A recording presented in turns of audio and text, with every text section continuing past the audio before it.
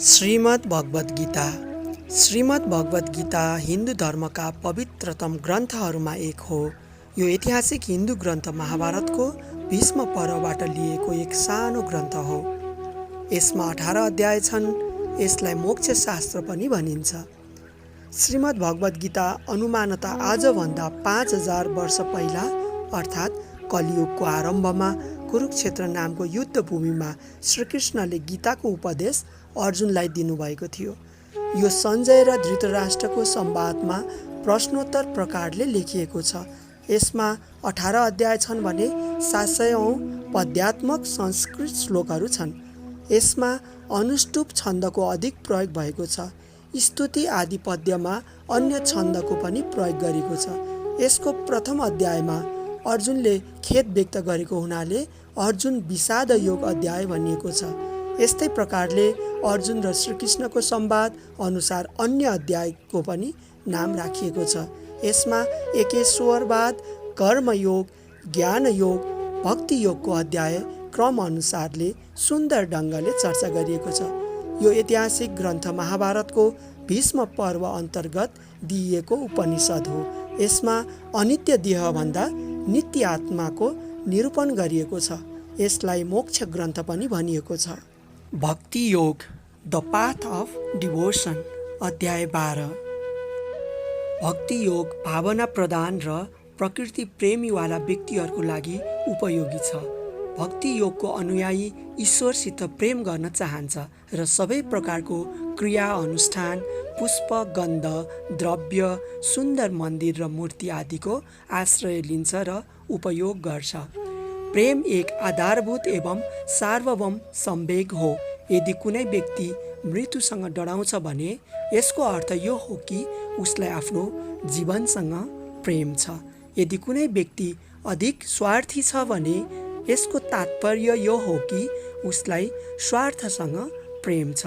कुनै व्यक्तिलाई आफ्नो पत्नी वा पुत्र आदिसित विशेष प्रेम हुन सक्छ।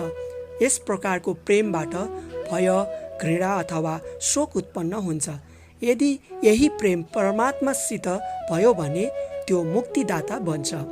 जब पनि ईश्वरसित लगाव बढ्छ, नश्वर सांसारिक वस्तुहरूसितको लगाव कम हुन थाल्छ।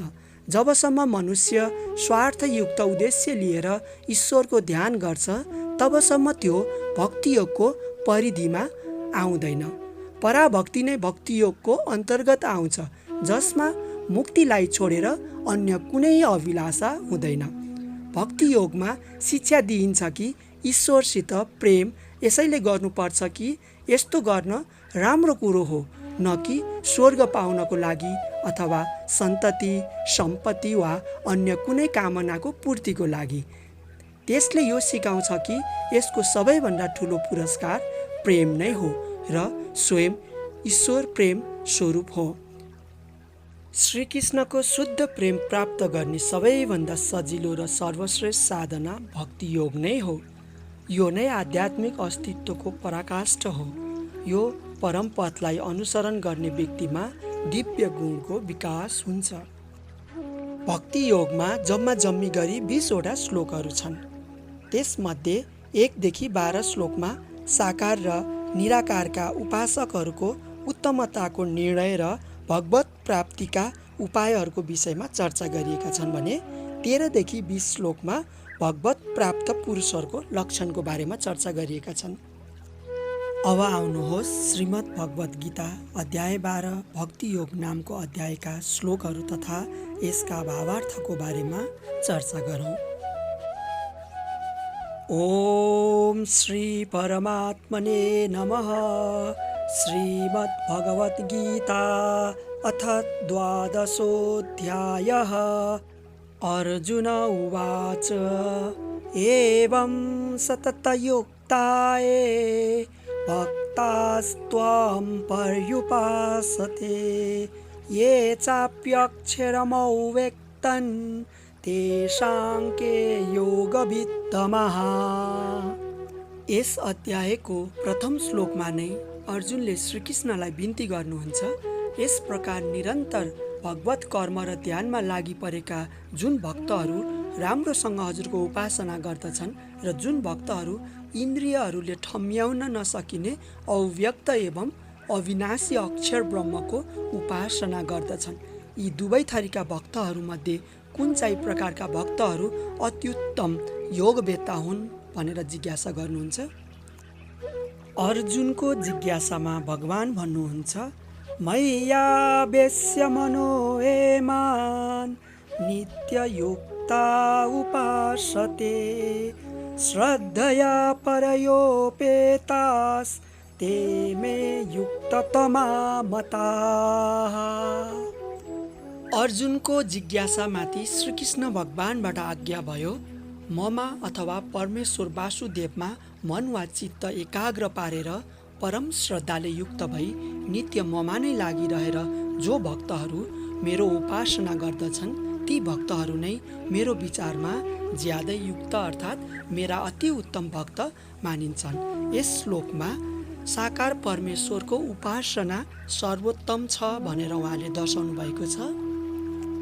भगवान श्रीकृष्ण निराकार ब्रह्मको उपासना विषयमा अगाडि श्लोकमा भन्नुहुन्छ, ये त्वक्षरमनिर्देश्यम् अव्यक्तं पर्युपासते सर्वत्र गमचिन्तं च कूटस्थमचलं ध्रुवं सन्नियम्येन्द्रियग्रामं सर्वत्र समबुद्धयः ते प्राप्नुवन्ति मामेव सर्वभूतहिते रताः। तर जुन पुरुष अकथनीय एवं अनिर्वचनीय, बताउनै नसकिने र अचिन्तनीय, मन तथा बुद्धिले ठम्याउन नसकिने, सर्वव्यापक एवं कुटस्थ, सदा उही रूपमा रहिरहने, नित्य, निश्चल वा स्थिर तथा अचल, अव्यक्त एवं निर्गुण निराकार अविनाशी अक्षर ब्रह्मको उपासना गर्दछन्। ती पुरुषहरू पनि इन्द्रियहरूको समूहलाई वशमा राखेर सबै स्थान र समयमा सबैमा समबुद्धि राखी सबै प्राणीहरूको हित र भलाइमा रत रहँदै मलाई अथवा परमेश्वर वासुदेवलाई नै प्राप्त गर्दछन्। भगवान श्रीकृष्ण अव्यक्त ब्रह्मको उपासना कष्टसाध्य छ भनेर अगाडि श्लोकमा भन्नुहुन्छ, क्लेशोऽधिकतरस्तेषाम् अव्यक्तासक्तचेतसाम् अव्यक्ता हि गतिर्दुःखं देहवत् वीरवाप्यते।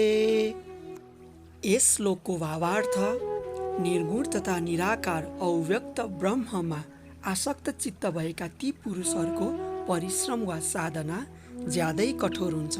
निश्चय नै देहधारी प्राणीहरूद्वारा अव्यक्त एवं निर्गुण ब्रह्म विषयक स्थिति वा गति बडो कष्टले प्राप्त गर्न सकिन्छ।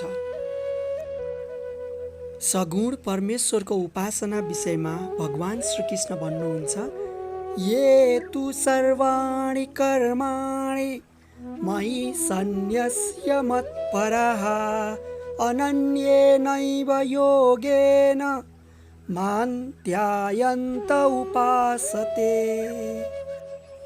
यस श्लोकको भावार्थ, परन्तु जो सारा कर्महरू ममा अथवा परमेश्वर वासुदेवमा समर्पण गरेर ममा नै चित्त लगाउँदै अनन्य भक्ति योगले मेरो ध्यान गर्दै मेरै उपासना गर्दछन् तिनीहरूको म उद्धार गर्दछु भनेर भगवान श्रीकृष्ण भन्नुहुन्छ।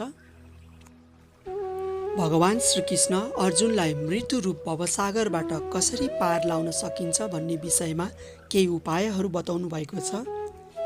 तेषामहं समुद्धर्ता मृत्यु संसार सागरात् भवामि न चिरात् पार्थ मय्यावेशित चेतसाम्। यसमा भगवान श्रीकृष्णले अर्जुनलाई भन्नुहुन्छ, हे पृथापुत्र अर्जुन, जसको चित्त ममा समाहित छ, जसले आफ्नो मन र बुद्धिलाई निरन्तर ममा लगाउँछ र मेरै पूजा अर्चना एवं उपासना गर्दछ, त्यस किसिमको भगवत चित्तवृत्ति भएको भक्तलाई म चाँडै नै यस मृत्युरूप भवसागरबाट पार लगाउनेछु। भगवान श्रीकृष्ण अथवा परमात्मालाई कसरी प्राप्त गर्न सकिन्छ भनेर भगवान श्रीकृष्णले केही साधनाहरूको बारेमा चर्चा गर्नुभएको छ। यसमध्येमा प्रथम साधना मन र बुद्धिलाई परमात्मामा स्थिर राख्नाले उहाँलाई प्राप्त गर्न सकिन्छ भनेर यसरी भन्नुहुन्छ। मय्येव मन आधत्स्व मयि बुद्धिर्निवेशय निवसिष्यसि मय्येव अत ऊर्ध्वन्न संशयः। भगवान् श्रीकृष्ण भन्नुहुन्छ, मन बुद्धि चित्तलाई उहाँमै स्थिर राख्नाले उहाँलाई प्राप्त गर्न सकिन्छ अथवा उहाँमै निवास गर्न सकिन्छ, यसमा कुनै सन्देह छैन भन्नुहुन्छ। तर मन बुद्धि चित्तलाई उहाँमा कसरी स्थिर राख्ने त? यसको लागि सर्वप्रथम त परमेश्वर वासुदेवमा प्रगाढ स्नेह वा प्रेम भाव हुनुपर्दछ। जहाँ प्रेम भयो अनि मनलाई त्यहीँ स्थिर गर्न सकिन्छ, चित्तलाई पनि त्यहीँ लगेर अडाउन सकिन्छ र बुद्धिलाई पनि त्यहीँ स्थापित गर्न सकिन्छ। यसरी तन मन र बुद्धि परमेश्वरमा नै समर्पण गरेपछि दुखै दुःख र असन्तुष्टिले परिपूर्ण सांसारिक मोह माया र आसक्ति हटेर जान्छ। मन र बुद्धि दुवै इन्द्रियको दासत्वबाट मुक्त भई परमेश्वरमा स्थिर हुन पुग्दछ। त्यसपछि साधकको परमेश्वरप्रति प्रगाढ स्नेह र भक्ति बढेर जान्छ अनि साधक सच्चा भगवत भक्त बन्न पुग्दछ। यस्तो भक्तको परमेश्वरसित नित्य सम्बन्ध स्थापित हुन्छ र अन्ततः परमेश्वरमा नै एकात्म भावले निवास गर्दछ। यसरी परमेश्वरको अनन्य भक्त भएपछि उसको जीवन वासुदेवमय बन्न पुग्दछ। मन बुद्धि सदा परमेश्वर वासुदेवमा नै स्थिर रहन्छ र सांसारिक आसक्तिलाई परित्याग गरेर ऊ ऐक्य भावले परमेश्वरमा नै निवास गर्दछ। निर्गुण तथा निराकार परब्रह्म मन बुद्धि र इन्द्रियका अगोचर तथा अविषय भावले उहाँको उपासना अत्यन्त कठोर छ, तर सगुण एवं साकार परमेश्वरको उपासना सरल छ र सगुण छ। आफ्नो मन र बुद्धि दुवै परमेश्वर वासुदेवमा स्थिर गरेपछि भगवत भक्त उहाँमा नै एकात्म भावले निवास गर्न पाउँदछ। भगवान् श्रीकृष्ण आज्ञा गर्नुहुन्छ, अत ऊर्ध्वन्न संशयः। यसमा कुनै सन्देह छैन, कुनै शङ्का छैन। जो साधक आफ्नो मन बुद्धि चित्तलाई सोझै परमात्मामा स्थिर गर्न सक्नु हुँदैन, त्यस्ता साधकहरूको लागि अभ्यास योगद्वारा परमेश्वर प्राप्त गर्ने दोस्रो साधना विधि यसरी बताउनुहुन्छ। अथ चित्तं समाधातुं न शक्नोषि मयि स्थिरम् अभ्यासयोगेन ततो मामिच्छाप्तुं धनञ्जय। यस श्लोकमा भगवान् श्रीकृष्णले अभ्यास योगद्वारा चित्तलाई एकाग्र गरी उहाँलाई पाउने प्रयत्न गर भन्नुभएको छ। यसमा अभ्यास योगले के सङ्केत गरिरहेको छ भने अन्य विषयतिर लागिरहेको चित्तलाई बारम्बार खिचेर आफ्नो लक्ष्य वा ध्येय वस्तुमा केन्द्रित गर्नु वा आफ्ना इष्ट देवमा मन र बुद्धि स्थिर गरेर राख्ने प्रयत्न वा अभ्यास गर्नु नै अभ्यास योग हो। जो साधक भगवान् श्रीकृष्णलाई अभ्यास योगद्वारा प्राप्त गर्न असमर्थ रहन्छन्, त्यस्ता साधकको लागि भगवत परायण बनी सिद्धि प्राप्त गर्ने तेस्रो साधना विधि यसरी बताउनुहुन्छ। अभ्यासेप्य समर्थोऽसि मत्कर्म परमो भव मदर्थमपि कर्माणि कुर्वन् सिद्धिमवाप्स्यसि। यस श्लोकमा भगवान् श्रीकृष्ण आज्ञा गर्नुहुन्छ, यदि आफ्नो मन र बुद्धिलाई खिचेर परमेश्वर वासुदेवमा स्थिर राख्ने अभ्यास गर्न पनि शारीरिक मानसिक र बौद्धिक सबै दृष्टिले तिमी असमर्थ वा असक्षम छौ र बहिर्मुखी प्रवृत्तिले गर्दा तिम्रो चित्त एकाग्र भावले ममा लाग्न सक्दैनौ भने तिमी मेरा लागि कर्म गर्नेवाला हौ, अर्थात् आफूले गरेका सबै कर्म म परमेश्वर वासुदेवमा अर्पण गर। ममा सबै कर्महरू अर्पण गर्ने अभ्यास भएपछि भगवत प्राप्तिका लागि तिम्रो श्रद्धा र भक्ति बढ्दै जान्छ र मेरो निमित्त कर्महरू गर्ने प्रवृत्ति पनि बढ्दै जान्छ। यसरी मेरा लागि कर्महरू समर्पण गर्ने गर्यौ भने यसबाट तिमी परम सिद्धि अर्थात् भगवत प्राप्ति रूप सिद्धि प्राप्त गर्नेछौ। यदि कुनै साधकहरू आफूले गरेका सम्पूर्ण कर्मफलहरू परमेश्वर वासुदेवमा अर्पण गर्न असमर्थ छन् भने त्यस्ता साधकहरूको लागि निष्काम कर्मयोग सबै कर्मको फल त्याग गर्ने चौथो साधना विधिबारे यसरी बताउनुहुन्छ। अथैतदप्यशक्तो प्रवृत्तोऽसि कर्तुं मद्योगमाश्रितः सर्वकर्मफलत्यागं ततः कुरु यतात्मवान्। यसभन्दा अगाडि भगवत प्राप्तिका लागि भक्तिभावले भगवत परायण बनेर समस्त कर्महरू परमेश्वरकै लागि अर्पण गर्नुपर्ने कुरामा जोड दिएको छ। यो मार्ग भगवत प्राप्तिका लागि अति सुगम र सुलभ भए पनि यदि साधक परमेश्वर वासुदेवको शरणागत बनेर उहाँको अनुभूति हुने योगमा आश्रित भई यस्तो कर्म गर्न पनि असमर्थ छ भने यस्तो पुरुषले आफ्नो मन बुद्धि र समस्त इन्द्रियहरूलाई संयममा राखेर यथात्मा भई परमेश्वरमा अगाध स्नेह र भक्ति राखी निष्काम बनेर समस्त कर्मका फलको परित्याग गर्नुपर्दछ। यसरी फलेच्छा रहितको निष्काम कर्म मार्ग पनि भगवत गीताले बताएको भगवत प्राप्तिको एउटा प्रमुख साधन हो। यसरी जय पराजय सिद्धि असिद्धि सबैमा सम भएर परिणामको आशा नराखी फलेच्छा प्राप्तिको स्वार्थ र आसक्त रहित भई निष्काम कर्म गर्नाले कदापि कर्म बन्धनमा पर्नु पर्दैन र सांसारिक बन्धनबाट छुटकारा पाइन्छ। कर्मफलका त्यागको विशेषताबारे भगवान श्रीकृष्ण यसरी बताउनुहुन्छ। श्रेयो हि ज्ञानमभ्यासात् ज्ञानात् ध्यानं विशिष्यते ध्यानात् कर्मफलत्यागात् शान्तिरनन्तरम्। यस श्लोकमा परमेश्वर वासुदेवले कर्मफल त्यागको बढी श्रेष्ठकर बताउनु भएको छ। एकाग्रताको लागि गरिने अभ्यासभन्दा शास्त्रको अनुशीलन रूप ज्ञान अधिक श्रेष्ठ छ। ज्ञानभन्दा ईश्वरको उपासना रूप ध्यान विशिष्ट छ। कर्मका फलको त्याग ध्यानभन्दा पनि बढी श्रेष्ठकर छ। यस्तो त्यागबाट त तुरुन्त नै शान्ति प्राप्त हुन्छ। यस 12औं अध्यायको 13औं श्लोकदेखि 19औं श्लोकसम्म भगवत भक्त पुरुषका 39वटा लक्षणहरू बताइएका छन्। तीमध्ये यस 13औं र 14औं श्लोकमा पहिले 12वटा लक्षणहरू यसरी बताउनु भएको छ।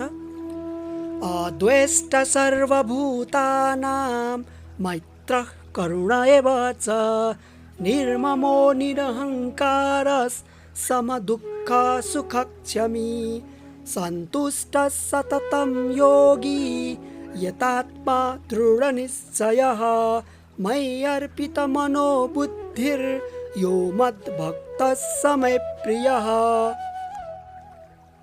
जो पुरुष सबै भूत समुदायमा द्वेष गर्दैन, जो सबैमा मित्रभाव राख्दछ, जो दया एवं करुणाले पनि परिपूर्ण छ, जो ममता रहित छ, जसको अहङ्कार हटिसकेको छ, जो सुख तथा दुःखको प्राप्तिमा समान रहन्छ र जो सहनशील एवं क्षमावान पनि छ, जो योगी सधैँ सन्तुष्ट एवं नित्य तृप्त रहन्छ, जसको आत्मा संयमित छ अर्थात् जो आत्मसंयमी छ, जो दृढ निश्चयवाला छ, जसको मन र बुद्धि परमेश्वरमा अर्पित गरेको छ, जो यस्तो मेरो भक्त छ त्यो मेरो लागि अति प्रिय छ भनेर भगवान श्रीकृष्णले बताउनु भएको छ। भगवत भक्त पुरुषको दोस्रो 6वटा लक्षण सम्बन्धी भगवान श्रीकृष्ण यसरी बताउनुहुन्छ। यस्मान्नो द्विजते लोको लोकान्नो द्विजते च यः हर्षमर्ष भयो द्वेगैर्मुक्तो यः स च मे प्रियः। जसबाट कुनै प्राणी या दुनियाँ दिक्क हुँदैन अर्थात् जो अरूलाई दुःख दिँदैन, जो प्राणी समुदायबाट पनि दिगदारिँदैन वा उद्विग्न हुँदैन अर्थात् अरूले उसलाई दुःख दिए पनि दुःख मान्दैन, जो भक्त हर्ष अमर्ष अथवा डाह भय उद्वेग अथवा विषाद र चिन्ताबाट मुक्त छ त्यो भक्त नै मेरो प्रिय हो भनेर भगवान श्रीकृष्ण बताउनुहुन्छ। भगवत भक्त पुरुषका तेस्रो 6वटा लक्षण सम्बन्धी भगवान श्रीकृष्ण यसरी बताउनुहुन्छ। अनपेक्ष सुचिर्दक्ष उदासीनो गतव्यथः सर्वारम्भ परित्यागी यो मद्भक्तः स मे प्रियः। जसको सांसारिक विषय वा वस्तुहरूप्रति कुनै इच्छा वा अपेक्षा छैन, जो भौतिक पदार्थहरूको प्राप्तिमा अभिरुचि राख्दैन र इन्द्रियहरूका विषयको उपभोगमा त्यति खुसी हुँदैन, जो शारीरिक एवं मानसिक रूपले शुद्ध र पवित्र छ, जो कर्म कुशल छ, जो निष्पक्ष छ र कसैप्रति पक्षपात गर्दैन, जसका सारा दुःख र कष्टहरू छुटिसकेका छन्, जसले कामनाबाट पैदा हुने सबै कर्मको आरम्भ परित्याग गरेको छ, त्यो मेरो भक्त मेरो प्रिय छ भन्नुभएको छ भगवान् श्रीकृष्णले। भगवत भक्त पुरुषको चौथो 5वटा लक्षण सम्बन्धी भगवान् श्रीकृष्ण यसरी बताउनुहुन्छ। यो न रोष्यति न द्वेष्टि न शोचति न काङ्क्षति शुभाशुभ परित्यागी भक्तिमान्य समय प्रियः। यस श्लोकमा भगवान् श्रीकृष्ण भन्नुहुन्छ, जो न कहिल्यै प्रसन्न हुन्छ वा हर्षको अनुभूति गर्दछ, न द्वेष गर्छ, न शोक गर्छ, न दुःख मान्छ, न आकाङ्क्षा नै गर्छ, त्यसरी नै शुभ एवं अशुभ, राम्रो एवं नराम्रो दुवै थरी कर्मका फलको परित्याग गर्ने जो भक्तिभावले परिपूर्ण भक्त छ त्यो मेरो प्रिय हुन्छ। भगवत भक्त पुरुषका 5औं 10वटा लक्षणहरू सम्बन्धी भगवान् श्रीकृष्ण यसरी बताउनुहुन्छ। समशत्रौ च मित्रे च तथा मानापमानयोः शीतोष्ण सुख दुःखेषु समसङ्ग विवर्जितः तुल्य निन्दा स्तुतिर्मौनी सन्तुष्टो येन केनचित् अनिकेतः स्थिरमतिर् भक्तिमान मे प्रियो नरः। यस श्लोकमा भगवान् श्रीकृष्ण बताउनुहुन्छ, जो शत्रुमा र मित्रमा सम रहन्छ र समान व्यवहार गर्दछ, जो मान तथा अपमानमा सम रहन्छ, जो जाडो गर्मी तथा सुख दुःखादि द्वन्द्वहरूमा समभाव राख्दछ र आसक्त रहित छ, जो निन्दा एवं स्तुति अर्थात् प्रशंसालाई समान ठान्दछ, जो मौन रहन्छ र जुन बेला जे पाइन्छ त्यसैबाट सन्तुष्ट रहन्छ, जसको निश्चित निवास स्थल छैन र जसको स्थिर बुद्धि छ, यस किसिमको भक्तिमा संलग्न भगवत भक्त पुरुष मेरो प्यारो हुन्छ। र यो भक्ति योग अध्यायको अन्तिम श्लोकमा भगवान् श्रीकृष्णले परम भक्त पुरुषको बारेमा यसरी बताउनु भएको छ। ये तु धर्म्यामृतमिदं यथोक्तं पर्युपासते श्रद्धधाना मत्परमा भक्तास्तेतीव मे प्रियः। यस अध्यायको अन्तिम श्लोकमा भगवान् श्रीकृष्ण बताउनुहुन्छ, परन्तु ठुलो आदरपूर्वक मेरै परायण बनेर श्रद्धा भक्तियुक्त जो भक्त धर्ममय अमृत तत्त्वले परिपूर्ण यो अमर ज्ञानको कुरा मैले भने बमोजिम जस्ताको तस्तै रूपमा परिपालना गर्दछ, तिनीहरू मेरो ज्यादै प्रिय हुन्छन्। यस 12औं अध्यायको 13औं श्लोकदेखि 19औं श्लोकसम्म व्यक्त गरिएका भगवत भक्त व्यक्तिका 39वटा लक्षणहरू सबै धर्ममय छन्, अमृत तत्त्व परिपूर्ण छन् र यी सबै मानवीय धर्मका मूल स्वरूप पनि हुन्, जसले अमर एवं शाश्वत ईश्वरीय यी सिद्धान्तहरूको यथोक्त अर्थात् जस्ताको तस्तै रूपमा परिपालना गर्दछन्। त्यस्ता योगीहरू परमेश्वरका अत्यन्त प्रिय भक्त हुन् र उनीहरू सदा अजर र अमर बनेर परमेश्वरमा यज्ञ भावले स्थित हुन्छन्। ओम तत्सदिति श्रीमद्भगवद्गीतासु उपनिषत्सु ब्रह्मविद्यायां योगशास्त्रे श्रीकृष्णार्जुन संवादे भक्तियोगो नाम 12ोऽध्यायः। ओम श्रीकृष्णार्पणमस्तु। योगेशं सच्चिदानन्दं वासुदेवं व्रजप्रियं धर्मसंस्थापकं वीरं कृष्णं वन्दे जगद्गुरुं। कृष्णं वन्दे जगद्गुरुं। कृष्णं वन्दे जगद्गुरुं। श्रीमद् भगवद गीताको भक्ति योग नामको 12औं अध्याय समाप्त। हरि ओम।